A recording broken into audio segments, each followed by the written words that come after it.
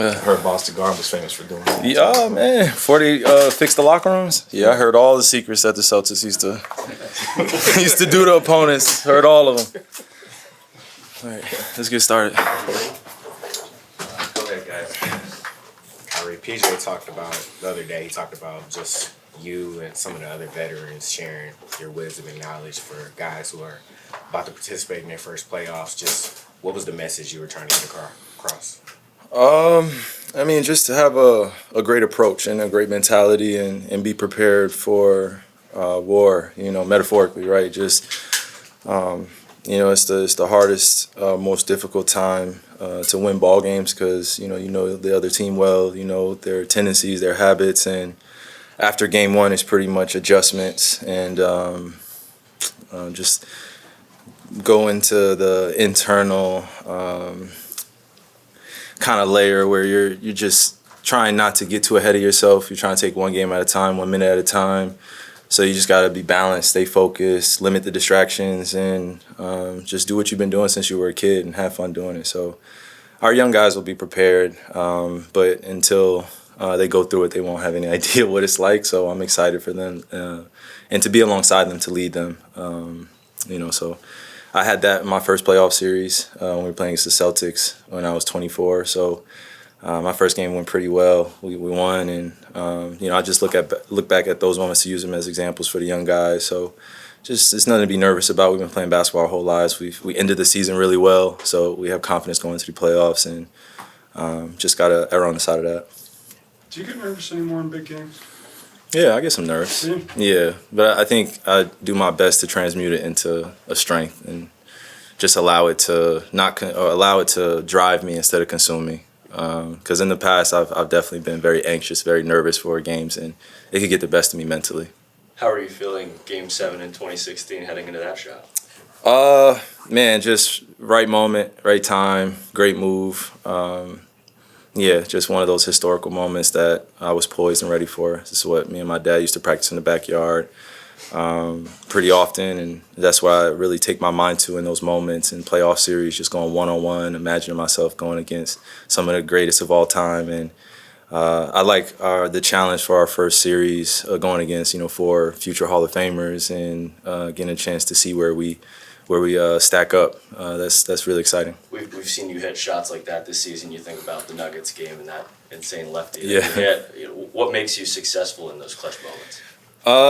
It's just the trust in the basketball gods, as they say. Really just trust in the preparation, and I think you guys have heard me say it throughout the season. Just the hours that no one sees. The 12:30 lifts at night, the 1 a.m. lifts, waking up early, stretching, just doing all the things necessary to make sure I'm taking care of myself mentally, spiritually, emotionally, and physically, and just going on about my day and letting basketball be a release and a creative expression, and also a healthy challenge for me to raise the bar every single time I go out there. Can you compare where this team is right now entering the playoffs to any of the other teams that you and then just? Is this team playing better going to the playoffs than the other team you've been part of? Nah, man. Comparisons is a thief of joy, especially when you're trying to compare teams because you play with so many different great players. But, for me, it's my first 50-win season or 6 years, so I don't take that for granted. It took a long time to get here. I know what it feels like to fail for the past 6 years and not reach our team goals or individual goals. So I use that energy to get me prepared for what's coming, and just let the controllables be controlled, and then be prepared for kind of the unknown, and just dig deep into that will that I have inside to lead some of these guys, and also let them lead me because I'm going to need a lot of help in these series too. So you're going into your first postseason with Luka Doncic as his teammate. What does that mean to you, and what have you guys talked about what this time means for you guys to be able to help lead this team? It's exciting. I think we know what we're both capable of. I think you have seen it throughout this season where we really raise our level in big games going against some of the greatest players in our league, and we want to be challenged by the best, and I think that's the championship pedigree you need, the integrity you need of just welcoming all challengers, and just letting basketball be basketball, man. And again, the most important thing is just limit distractions. Don't bring any of that extra stuff to the court. And at the end of that 48 minutes, then it's just one game. Not it's the first of four, so we just got to take it one day at a time. Along those lines, Jason the other day had an interesting take about your role in legacy, that if you played in a game with the four best players ever to set foot on the planet, after that game, they'd still be talking about something you did. So I'm wondering what kind of, is that come naturally, or what kind of flair, how do you get that sort of a flair? I believe part of it is innate. It's in my DNA. I mean, my grandparents have played basketball. My dad played basketball. My mom played basketball.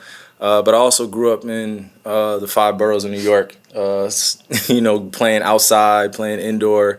And that's what I grew up around, was that entertainment, level of basketball, going out to the park and just trying different moves. And some of the greatest moves I've ever made, no one's ever seen, So a lot of those habits have come over time of just learning how to have the entertainment. But the most important thing is leaving out of there with a win and doing it on both ends of the floor and maximizing on your potential. So if you can do it out one of those flashy moves, as they say, that's what they called it back in the day, flashing moves. We just call it, a vibe, just something that we do out here now, just get into the bag or get into a bucket.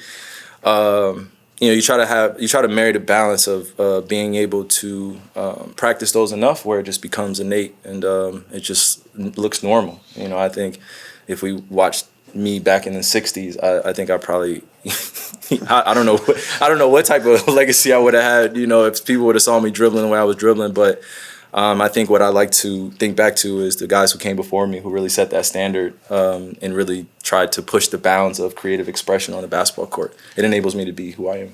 Do you feel like you've partnered well in your life, or have other people partnered well with you? I think it's been both. I play with a lot of high-level thinkers, a lot of high-level players, and a lot of players that put pressure on themselves to succeed. That sometimes can help or hinder certain partnerships. So I've learned just how to be more mature in my approach to people's emotions, and I think I like to lean in on the side of connecting through our love of the game and our love of winning and our love of competing at a very high level. And win, lose, or draw, I'm still gonna love you, and that matters. When you say that to somebody, just go out and do your best, and no matter what, win, lose, or draw, we're good. We're brothers. Kyrie, what have you guys gotten from a defensive standpoint this season from Derrick Jones?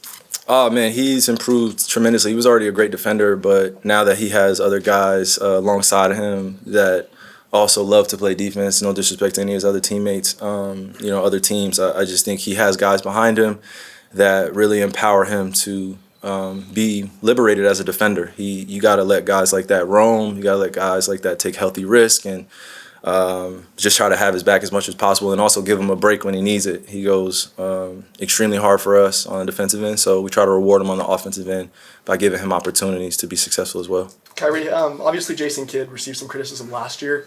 This year I think he's done a great job of helping turn things around. What have you thought about his performance with the Mavericks? What do you mean criticism? Last year, when you guys struggled a little bit, he received some criticism just from outside. Oh yeah, I think every head coach is going to receive criticism. He's one of the leaders of the team, and a lot of our wins and losses, he takes a lot of the responsibility, and I just commend him for that, and I love him for it.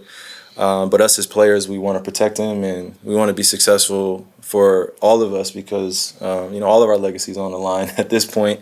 I think if you look at some of the guys on our team, we've dealt with a lot of naysayers, a lot of critics, a lot of noise, just like other teams, but I think specifically with us. Somehow I was called a chaos agent for a little bit, and there was this narrative that I'm a locker room cancer, and all these things that ended up becoming just these run-a-show media pundits, and I didn't want to be the butt of anyone's joke, and I don't mind being the butt of anyone's jokes, but not at the expense or consequence of my teammates' success and our success as an organization. So I've just taken a lot of hits, learned how to hit back, learned how to protect myself, learned how to protect my brothers and my sisters, and keep the main thing the main thing. Kyrie, going back to the partnership topic, LeBron obviously goes all the way in 2016. What if any similarities do you find in the tandem with Luka that give you belief you can do the same thing? Again, like comparison's the thief of joy, so I do my best to put those moments in my career as like chapters and something in the past. But what I can learn from that chapter, what I had with Bron was we just had a fluidity of just where we were going to be on the court, and we knew where we wanted the ball, and there was a mutual respect there. And when it was his time to take over games or it was my time to take over games, we allowed each other to do that. And also we had to have some, kind of mother effer moments to each other where we challenged each other. And, you never saw us get in each other's faces as often or anything like that, but we did challenge ourselves, and thus us challenging each other, we were able to challenge everyone on the team to be better. So I think that's what enabled us to be successful in 2016. And I think me and Luka are doing the same thing here. When you have somebody that can be challenged, and I could look to Luka and be like, hey man, like, come on, turn this ish up a little bit, or he'd be like, all right, come on, Kai, say it in his language, or he'll say something to me, and it even is a more of an encouraging, celebratory moment. Like, just getting somebody going on a positive note goes a long way. So I feel like that's a similarity of just keeping the positivity going. But when the going gets tough, you have somebody that's in the foxhole with you that's ready to go and shoot all their ammo out until they're empty. You need people like that that's not afraid to empty their clips. Team USA announced its basketball roster for the Olympics. I think a lot of us were surprised you weren't on it. Did you want to play on it, Kyrie? Yeah, I would have loved to. But I think I wish my brothers well, and I just didn't fit into this team. And I think the deliberation process was a tough one.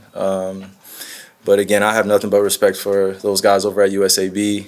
At this point in my career, I think my focus should be on winning the championship, and in the summertime, just going to support those guys when I get a chance. But yeah, I grew up in a time too. I wanted to say this. I grew up in a time too where we actually had to try out for USAB, and we did meet up as a group and as peers, and there was a mutual respect that we earned from one another and trying out and then seeing what five meshed well. So I think obviously the timing's a little bit different. But yeah, I kind of miss those days of just being able to get everybody together, break bread, and then compete against one another. And then the deliberation process happens at the end of like the 4 days or 5 day process, even though people know who's going to be on the team. You know what I'm saying? So I miss that fun part of it, of just getting together. But I wish my brothers well.